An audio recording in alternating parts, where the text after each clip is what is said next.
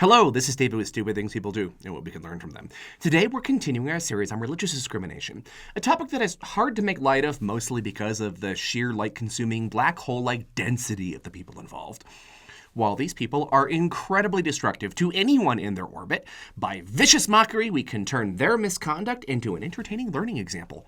Also, be nice to people, regardless of whether you like their religion, and don't call them a poopy head. Poopy head and other such insults are in fact exactly what happened to Arman Ahmad, our intrepid anonymized protagonist of today's story. He was an estimator and an assistant manager at Rugo Stone. Now, if you've never heard of Rugo Stone, for our purposes, think of it as a deranged pinball machine where instead of a pinball machine, it's a workplace, and instead of targets, it's racial slurs, and where the life aspiration of poor Arman's coworkers could best be described as high score. Some examples are, and this is a bit disturbing, showing Arman, or as his coworkers put it, the Paki princess, video footage of a hanging in Iran and being told it was his country and his religion's fault, which they described as effing backwards and effing crazy, and they called Muslims monkeys.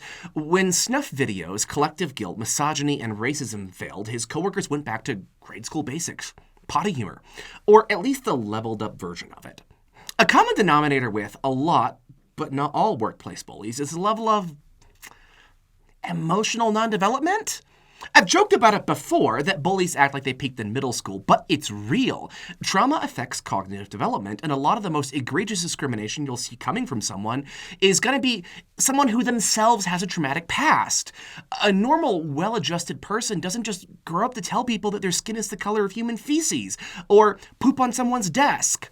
Poop is a punchline everyone thinks is funny when they're 3, but when poop becomes the punchline you're using to try victimizing your coworkers or spouses, then you probably have gone seriously off the rails at some point in your emotional or cognitive development. And that's what these blue-collar workplace versions of Amber Heard did. Poop, cup, desk. Oh, and they really said that part about Arman's skin color, too. Like I said, they're going for the high score, and what they won was having to pay Arman $40,000 following his lawsuit. Also, Rugo Stone had to redistribute their anti-harassment policy to every employee in every facility in their network and provide anti-harassment training and put up notice about their settlement. And they got themselves a recess monitor in the form of the EEOC to make sure that Rugo Stone didn't try to add to the current high score. Now, a lot of what they were forced to do, Rugo Stone should have been doing anyways. But I kind of love that part where part of their punishment was that they weren't allowed to save face. Not only did you lose, but you have to tell everyone about it. I love it. It's brilliant. But other than brilliance, what's the takeaway here? Why this story? Well, other than the fact that Rugo Stone's harassment heads got exactly what they deserved, it's a case study. What happens if we tolerate religious discrimination? Abusive behavior rarely remains in the one acceptable dimension that we're comfortable tolerating. The harassment that Arman was facing quickly evolved from anti-religious harassment into racist harassment into Amber Herding people's desks. Amber Herding is where you're planting the poop, and Gong farming is where you're taking it away.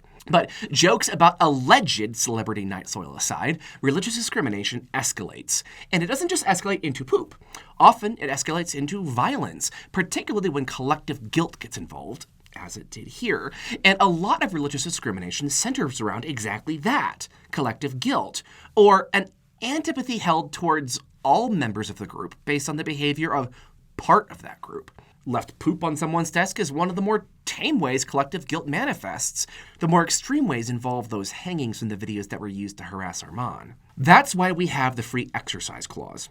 It's a cornerstone to having a pluralist, peaceful, and free society. If people are not free to worship how they would like, very quickly they will not be free in a myriad of other ways. Courts uphold the free exercise clause through litigation, and workplaces can uphold it through fair policy. That's why we're talking to you, you upholder of peace and freedom in the workplace. Thank you for listening, and I'll see you next time.